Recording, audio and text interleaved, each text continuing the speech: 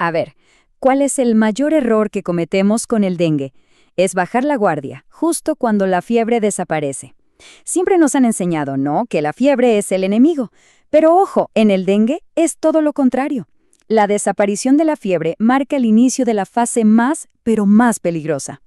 Y es que es justo ahí, en esa falsa sensación de que todo va mejorando, donde un paciente se nos puede complicar, y feo, en plena unidad de salud. La clave, de verdad, es anticiparse, y para eso hay que entender una cosa que es fundamental sobre el dengue. Miren, esta frase lo resume. Todo. Cuando la temperatura baja de 37.5 grados, no es que estemos saliendo del problema, no. Estamos entrando en el momento más delicado. Así que bueno, empecemos con esta guía práctica para manejar el dengue, basándonos siempre en los lineamientos del MinSal y de la OPS.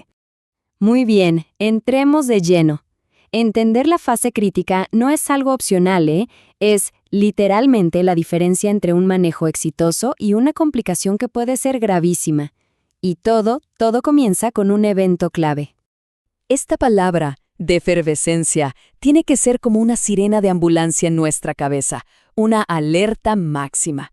Pasa por lo general entre el tercer y séptimo día de la enfermedad, y es el gatillo que dispara toda esa cascada de eventos que hacen que el dengue pueda ser mortal. Ok, pero ¿por qué es tan peligroso? O sea, ¿qué es lo que pasa exactamente en el cuerpo cuando la fiebre baja? No es magia para nada. Es un proceso fisiológico súper concreto. A ver, imaginen que nuestros vasos sanguíneos son como unas mangueras y de repente, ¡pum!, se llenan de agujeritos, se vuelven porosas. El problema central no es que al paciente le falte líquido, no.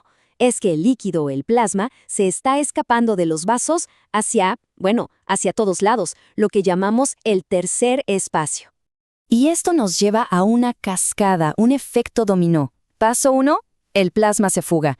Paso 2, la sangre que queda dentro, claro, se vuelve más espesa, más concentrada, y por eso es que el hematocrito sube. Y paso 3, con menos líquido circulando, ¿qué pasa? La presión arterial se desploma y el paciente puede entrar en shock. Si entendemos esto, entendemos por qué hidratar a tiempo es, literalmente, salvar una vida. Bien, ahora pasemos a la clasificación oficial. Y quiero ser claro, esto no es una formalidad académica para un examen. No. Este es el mapa, nuestra guía de ruta para tomar las decisiones correctas y sobre todo rápidas ahí, en la primera línea de batalla. Ok, según los lineamientos oficiales del MinSal y la OPS, todo caso de dengue tiene que caer en una de estas 3 categorías. Son súper claras, directas y nos dicen exactamente qué hacer a continuación. Y claro, una vez que tenemos la clasificación, esto nos lleva directo al plan de acción.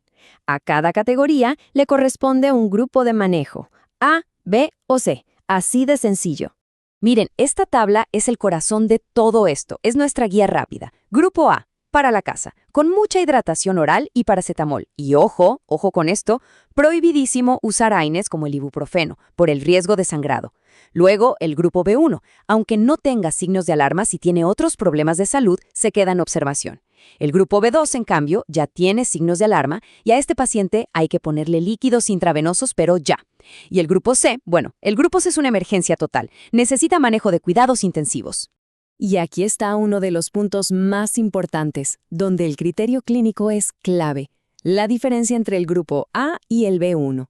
Porque un paciente puede verse súper bien, estable, sin signos de alarma, pero si es una embarazada, una persona con diabetes, un bebé o incluso alguien que vive solo y muy lejos del centro de salud, tiene que quedarse ingresado para observación.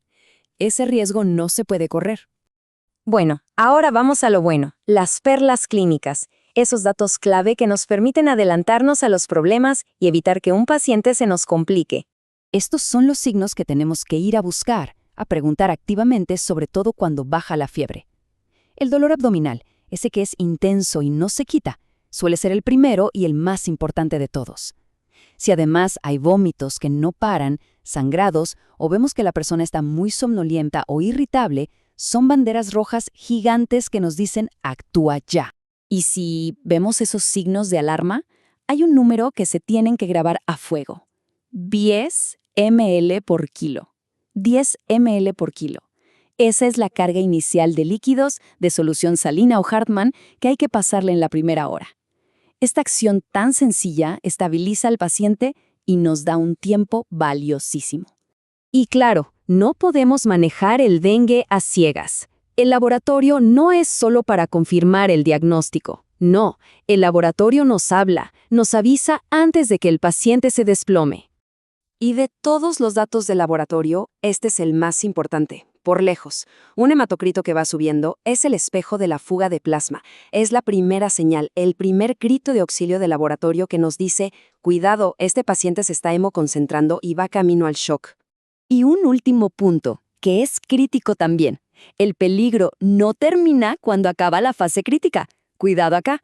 Cuando el paciente ya está mejorando, los vasos sanguíneos vuelven a la normalidad y todo ese líquido que se había escapado regresa a la circulación. Si seguimos pasándole líquidos a chorro, lo que vamos a provocar es una sobrecarga, una inundación, y podemos terminar con un edema agudo de pulmón. Y todo esto nos lleva a la conclusión más importante de todas. Miren, la tecnología ayuda, el laboratorio es clave, pero nada, absolutamente nada, reemplaza el buen juicio clínico. Y quiero que quede claro, toda esta guía práctica está basada en los lineamientos oficiales del Ministerio de Salud y de la Organización Panamericana de la Salud.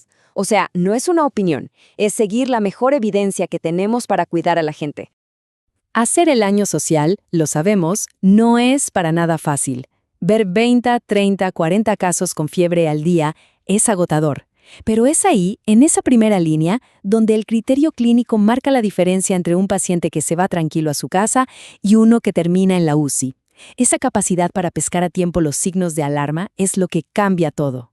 Entonces, la próxima vez que llegue alguien con fiebre, recordemos ir más allá del termómetro. Hay que preguntarse, ¿en qué día de la enfermedad está?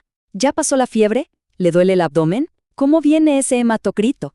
Esa vigilancia, esa malicia clínica, es la que al final del día, de verdad, salva vidas.